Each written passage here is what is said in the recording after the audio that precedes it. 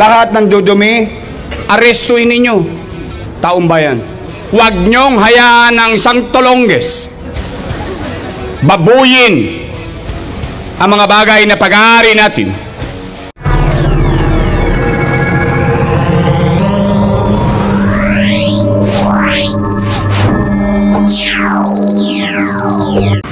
Hello mga kabungisgis, welcome back again to another vlog. Ito po si Busilak's Diary, hatid ang mukha ng balita. I-update po natin itong barangay 313 and ito na nga po yung itsura ngayon. Pakita ko lang rin po sa inyo.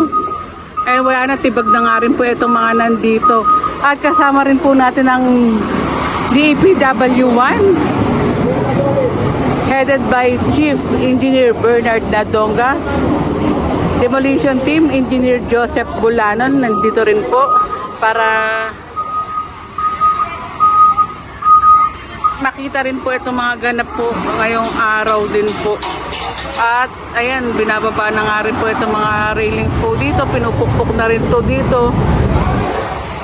And ano nga rin po ito ng mga, hindi naman po si Mayor Isko Moreno ang nag-ano po dito, complain po itong area na to. Dahil nakatayo po ito dito sa may bangketa. At pakita ko lang rin po sa inyo itong eskwelahan ng Arellano High School na natatakpan na nga rin po ng mga high engineer daw po. Natatakpan nga po dahil sa kawalan ng ventilation yung mga bata. Tinakpan na nga rin po nitong bangketa nga po. Ay, tinakpan na nga rin po itong gusali po nito barangay. Ito pong bangketa. At nakasara na nga rin po itong mga to para wala na nga rin pong dumaan.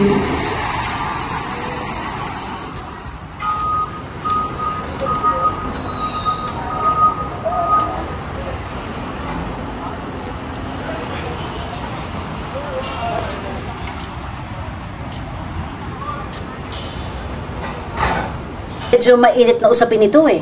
Oh. Pina-settlin mo na nga yung isang barangay hall sa barangay 313. Hindi. Naman ay bawal sa batas. Nalulungkot lang ako. Ginagastosan ng mga congressman by tens of millions. Alam naman nilang bangketa. Ito, ang masakit dito. Ito, ewan ko, sana may mga taxpayer na to pursue this, no? Pintuan mismo ng eskwelahan, nilagyan ng barangay hall. Tapos, hindi lang lagyan barangay hall, tinakpan pa yung buong eskwela. Ayan, kita mo ka-level ng eskwelahan, no? Pag chinek mo. Oo nga po. Mali po yan. Tsaka walkway. Bangketa, hindi nga madaanan. Alam mo saan dumadaan niya sa gate, yung bata? Pag binuksan mo yung gate, doon sila sa ilalim ng barangay hall. Parang naging kuweba. That will be a lesson, no? Yung mga barangay dyan, magligpit-ligpit na kayo. Tuloy-tuloy na yan. Kanina nga, may pinapuntahan tayo. Wala na namang building permit, Nagpapagawa ng basketball court, multipurpose building. Katabi, easement. Tingnan ninyo. Tingnan natin, mga kababayan. Sinisita natin yung mga nakatira sa gilid ng ilog na squatter. Gusto natin palayasin. Dahil easement ng ilog. Pero gobyerno mismo, national government mismo, through congressman, yung easement, ginawang basketball court at multipurpose. Nung inspeksyon kanina, walang building permit. Talaga nawala ng gobyerno sa Maynila, inaalam ko ngayon kung kaninong congressman yung pondo na yun. Sasabihin ko rin sa inyo sa mga darating na araw. Yun nga po, Yorme, may komento lang po dun sa Ginigabang Barangay Hall sa 313. Sabi po ni Will Binuya, may mga bata na naglalaro sa Ginigibang Barangay Hall 313 kahapon. Sana daw po ay lagyan ng harang para walang makalapit na mga bata. Yan Engineer Andres. Yan, concerned citizen.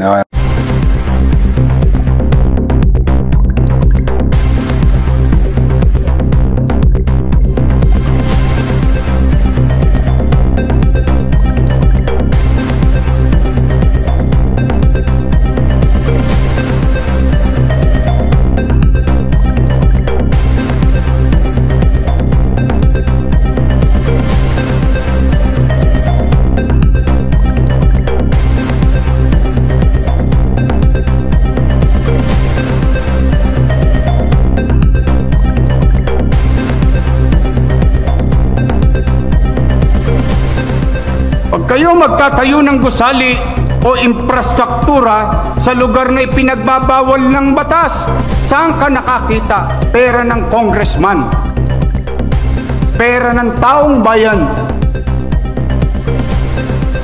Magpapatayo ng barangay hall sa bangketa. Kala ko ba tagagawa kayo ng batas? Bakit kayo nagtatayo ng barangay hall at building sa tapat ng eskwelahan?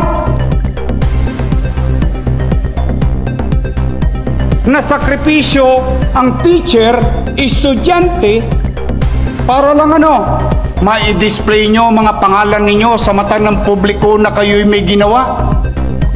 Pero ikinarga ninyo sa bangketa where you know very well roads, alleys, and boulevards and avenues are beyond the commerce of men. Naglilinis kami dahil kayo'y congressman, kayo'y siga, ni walang permit, ni walang construction permit, ni walang building permit. Subukan nyong gawin yan sa harapan ko ngayon. Iohoyo ko kayong lahat.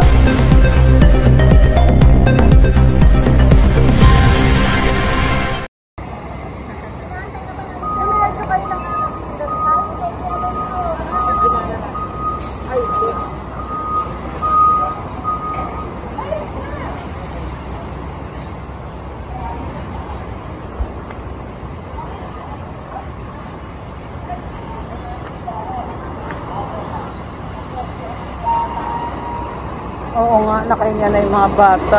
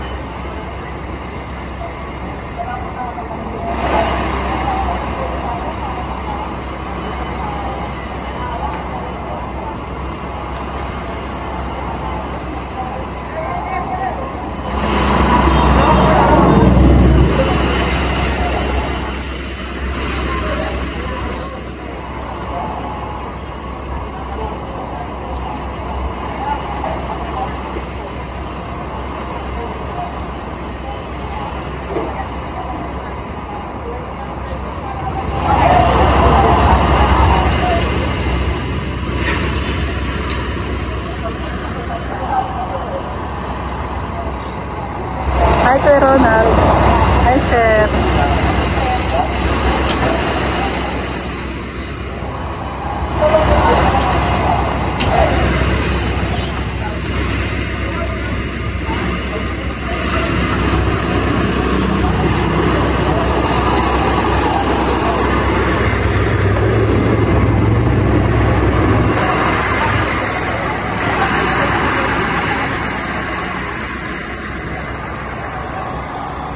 Lakad lang tayo.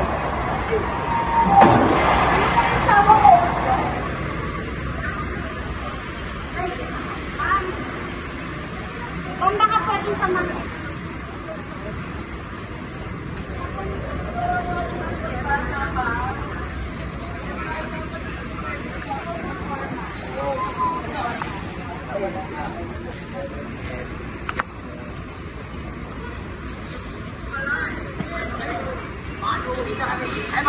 Hi, Sir.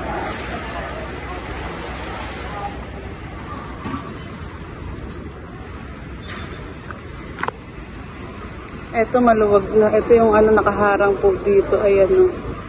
Yung laki ng sinakop na bangketa po.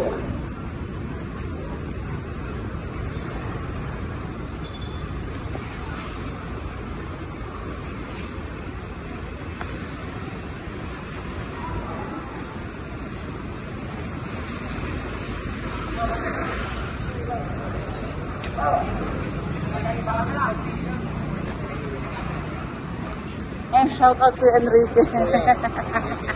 Shout out.